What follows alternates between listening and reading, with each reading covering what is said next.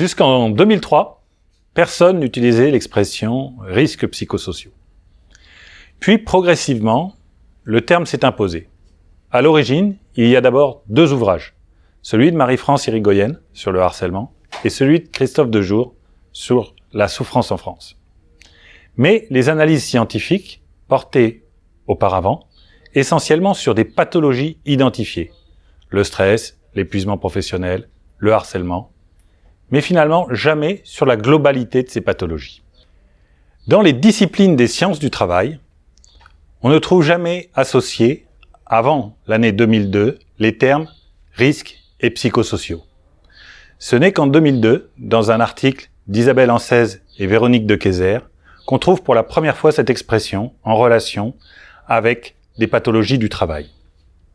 Si ce terme s'impose dans le grand public, il y a deux grandes raisons. La première grande raison, c'est la montée des souffrances au travail d'un côté, et de l'autre, c'est ce qu'on a appelé la crise des suicides.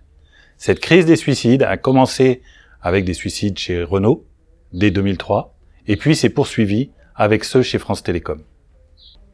L'expression « risques psychosociaux » possède un avantage important, c'est qu'elle permet de qualifier ces souffrances comme ayant une origine organisationnelle.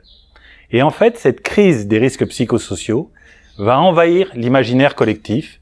Chacun va se reconnaître dans ces situations, et y compris dans des métiers où jusqu'à présent on pensait que la pénibilité était étrangère. Et donc va émerger, à côté de la pénibilité physique traditionnelle, une pénibilité que l'on peut qualifier de pénibilité psychosociale. Mais l'assimilation au risque physique trouve rapidement ses limites. En effet, parler de risques psychosociaux, c'est indiquer qu'il existe, en face de ces problèmes psychosociaux, un ensemble de facteurs qui permettent de les déterminer.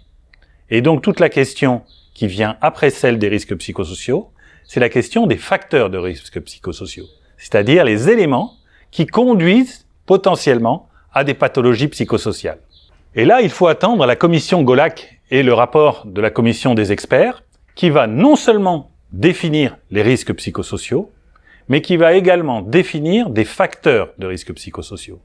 Alors, les risques psychosociaux sont définis comme des risques pour la santé mentale, physique et sociale, engendrés par les conditions d'emploi des facteurs organisationnels et relationnels susceptibles d'interagir avec le fonctionnement moral. On le voit, cette définition est très large, mais en face de ça, ce qui est important, c'est de définir à côté de ça des facteurs de risques psychosociaux, et ces facteurs de risques psychosociaux, ça va être à la fois l'intensité du travail, le temps de travail, les exigences émotionnelles, mais aussi l'autonomie, les rapports sociaux au travail, les conflits de valeurs et l'insécurité de la situation de travail. On le voit, ces facteurs de risques psychosociaux sont très importants et couvrent une grande partie de l'activité de travail. Et d'ailleurs, en creux, ce que le collège nous montre, c'est que finalement, les facteurs qui jouent sur les pathologies psychosociales sont avant tout liés à l'ensemble de l'activité de travail.